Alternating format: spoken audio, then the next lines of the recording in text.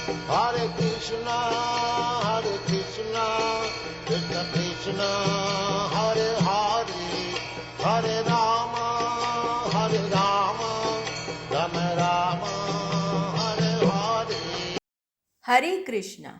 आज हम भगवत गीता अध्याय 4 श्लोक नंबर 29 सीखेंगे। चलिए शुरू करते हैं।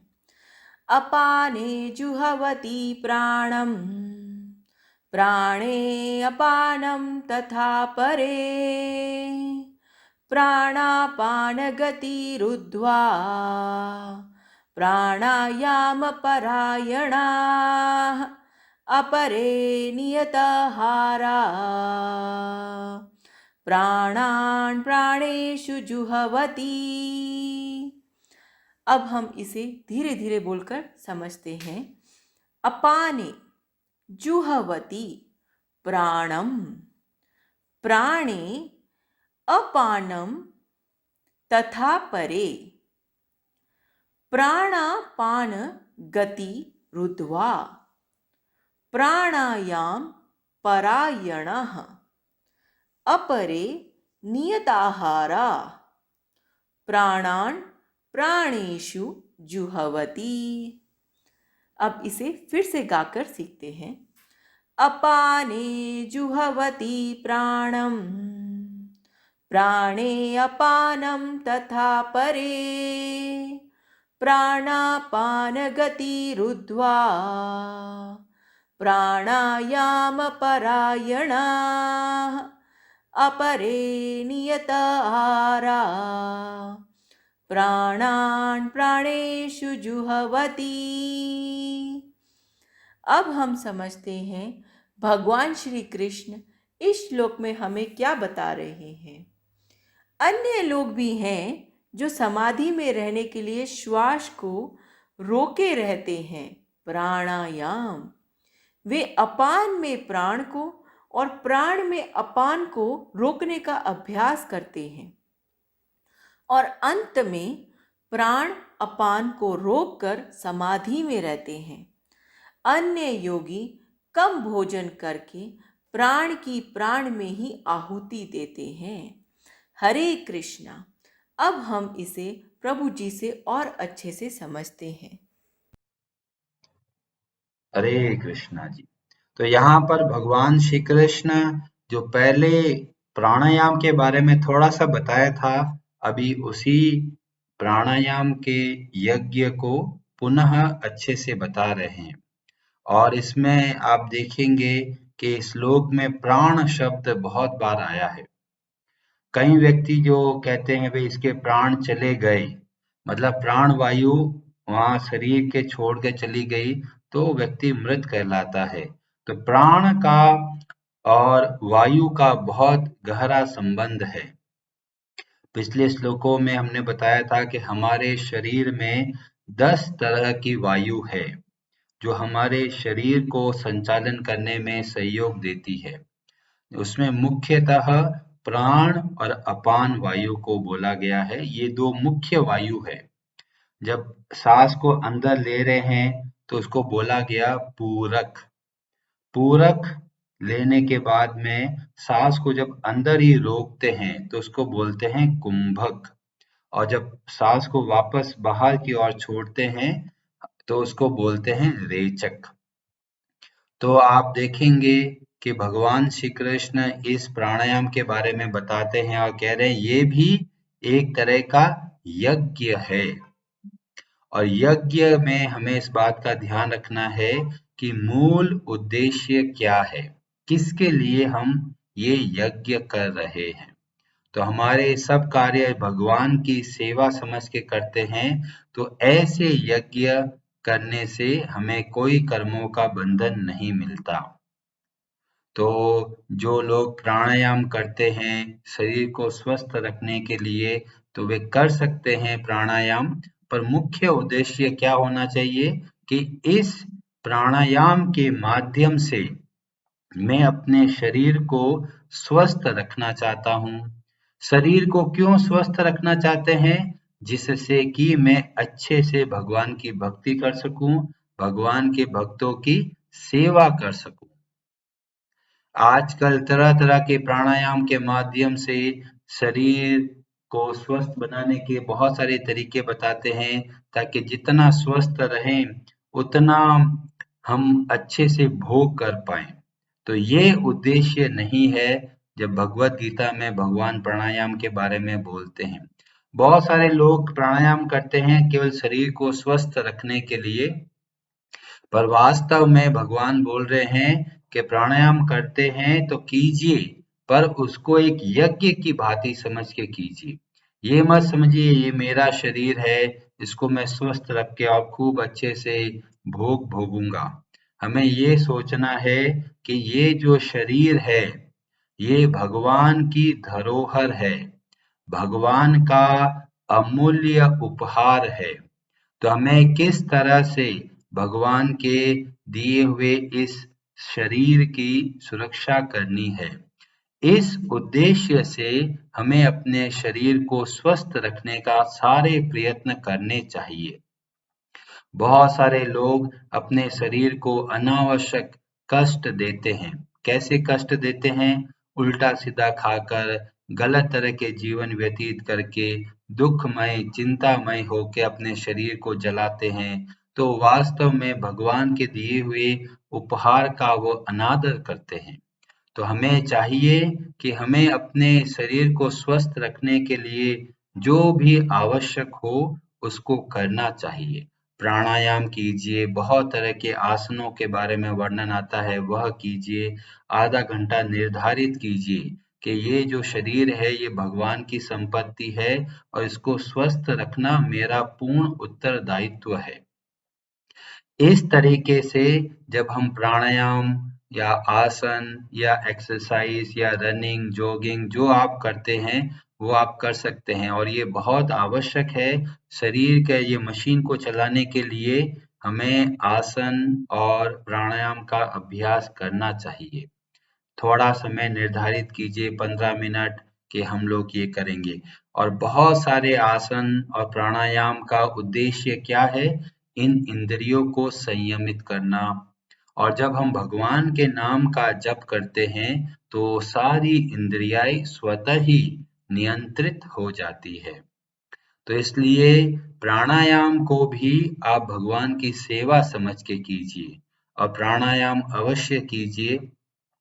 और जो पूरक, कुंभक और रेचक जैसा बताया गया, हमने पिछली बार बताया था जाबाल दर्शन उपनिषद में बताया था कि किस तरह का रेशियो होना चाहिए। आप एक बार मंत्र बोलिए ओम नमो भगवते वासुदेवाय, मन में बोलते हुए आप एक गहरी सांस लीजिए, फिर सांस को रोक दीजिए और 4 बार मंत्र बोलिए ओम नमो भगवते वासुदेवाय। और जब सांस को छोड़ते हैं तो छोड़ते छोड़ते 2 बार मंत्र बोलना है। तो यह जो रेशियो है ये बहुत ही प्रामाणिक है और आजकल वैज्ञानिक इस बात को बहुत अच्छे से समझते हैं और बताते भी हैं। जब हम गहरी सांस लेते हैं और सांस को अंदर रोकते हैं तो हमारा जो ब्लड है, जो रक्त है, उसका शुद्धिकरण होता है, प्योरीफाई होता है और बहुत सारी नाड़ियों के अंदर जो कुछ गंदगी फंस जाती है वह बाहर निकलती है। इससे क्या होता है? पूरा शरीर हमारा कनेक्टेड रहता है। नहीं तो अभी क्या होगा कि बहुत जगह पे वायु फंसी हुई रहती है नाड़ियों में, जिसकी वजह से संचालन अच्छे से नहीं हो पाता, जो सर्कुलेशन होना चाहिए एनर्जी का वो नहीं हो पाता और इस वजह से बहुत तरह की बीमारी आती है। बहुत तरह जो मस्तिष्क के अंदर इतनी सारी नाड़ियां है, उसमें बहुत सूक्ष्म सूक्ष्म जो नाड़ियां है उसमें कई बार अवरोध उत्पन्न हो जाता है। तो ये प्राणायाम की विधि के द्वारा हम वास्तविक रूप से हमारे शरीर के हर हिस्से तक अच्छे से जो ऑक्सीजन है वो पहुंचाने का कार्य करते हैं। तो प्राणायाम बहुत ही महत्वपूर्ण विद्या है जो हमें हमारे उपनिषदों से प्राप्त होती है और ये उपनिषद कम से कम 5000 साल पुराना है। जब हम ऐसा देखते हैं कि इतना पुराना इतिहास, ईसा जब कभी हुए नहीं थे, उससे पहले का हमें ये ज्ञान है कि हमारे शरीर को किस तरह से हमें स्वस्थ रखना है और हमें कई लोग हमारा मजाक बनाते हैं कि भाई जो भारतीय हैं वो बहुत गरीब है, पढ़े लिखे नहीं है, अनपढ़ है। पर जब हम ऐसे शास्त्रों का अध्ययन करते हैं तो हमें पता चलता है कि हमारा जो अतीत, हमारा जो इतिहास था वो बहुत ही गौरवशाली था। इतना ज्ञान हमें दिया है और हम अपने जीवन को बहुत अच्छे तरीके से, स्वस्थ रूप से और अपने जीवन के सभी कार्यों को बहुत अच्छे से करते हुए और भगवान के धाम तक जा सकते हैं। तो वास्तव में ये प्राणायाम, आयुर्वेद और भगवत गीता का ज्ञान, ये सब हमें सहायता प्रदान करता है कि संसार में किस तरह से रहना चाहिए। तो प्राणायाम और आयुर्वेद के बारे में हम सोच रहे थे कि हो सके तो हर रविवार को सुबह सुबह हम लोग थोड़ा थोड़ा बता सकते हैं, क्योंकि आप सब भगवान की भक्ति कर रहे हैं और जब हमें सुनने को मिलता है कि ये दर्द हो गया, यहाँ तकलीफ हो गई, ये बीमार हो गए, तो हमें भी बहुत कष्ट होता है। हम सोचते हैं कि हम कैसे इनकी सेवा करें। तो अगर हमें बचपन से ही हम ध्यान रखें, हम और प्रॉपरली हम लोग ये प्राणायाम का अभ्यास करें, तो हम लोग बहुत सारी बीमारियों को दूर कर सकते हैं।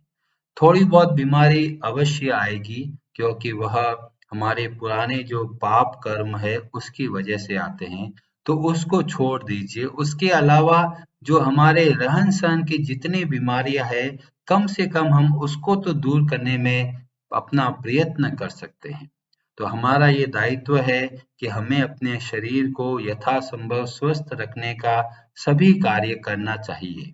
ऐसा नहीं कि आलस आ रहा है, छोड़ो आज करेंगे कल नहीं करेंगे, ऐसा नहीं है।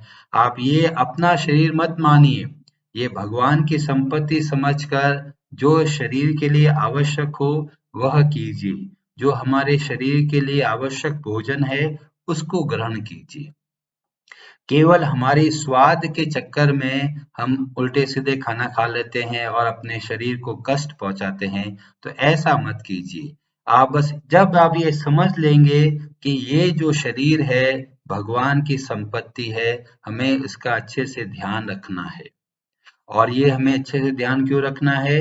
क्योंकि इस शरीर के माध्यम से हम भगवान के भक्तों की सेवा कर सकते हैं, भगवान की सेवा कर सकते हैं और पूरे समाज में एक बहुत ही उत्तम उदाहरण पेश कर सकते हैं। तो इस उद्देश्य से हमें अपने शरीर का ध्यान रखना चाहिए। और प्रभुपाद जी इसके तात्पर्य में बताते हैं कि अब बहुत लोग हो गए जो कहते हैं जी हम तो बूढ़े हो गए हैं, हमारा शरीर तो काम ज्यादा नहीं करता। तो बताया है जब हम भगवान श्री कृष्ण के नाम का जप करते हैं तो यह भी बहुत बड़ा यज्ञ है। तो आप उस यज्ञ के माध्यम से भी अपने जो मन है उसको आप संतुष्ट कर सकते हैं। और भगवत गीता में भगवान आगे बोलते हैं, माम च यो अव्यभिचारेण भक्ति योगेन सेवते। जो पूर्णतया भगवान श्री कृष्ण की भक्ति में लगा रहता है, उनके सारे जो शरीर के कष्ट जो आने वाले होते हैं वे भी स्वतः ही दूर हो जाते हैं। क्यों? क्योंकि भगवान के नाम के जप से जो भी पाप कर्म किए हैं वो कम होने लगते हैं और पाप की वजह से बीमारी होती है। जब पाप कर्म कम होते जाते हैं तो स्वतः ही जो बीमारी के रूप में जो पाप मिलते हैं वह भी कम होने लगते हैं। तो जो भगवान के नाम का जप करते हैं सावधानी पूर्वक, तो उसमें भी योग का जो फायदा मिलता है वह हमें इसमें मिलने लगता है। तो कई लोग बोलते हैं कि जो हम लोग जो भगवान श्री कृष्ण के नाम का जप करते हैं ये बहुत ही शक्तिशाली तरीका है जो हमारे शरीर को, हमारे मन को, हमारी बुद्धि को, सबको और स्वस्थ बनाता है। और इसीलिए हमें ये हमारे जो आचार्य है वह बताते हैं कि हमें यथासंभव भगवान के नाम का जप करना चाहिए। जितना हम सावधानी पूर्वक भगवान के नाम का जप करते हैं उतना ही हमें लाभ प्राप्त होता है। हरे कृष्णा जी। आप सबका बहुत बहुत धन्यवाद।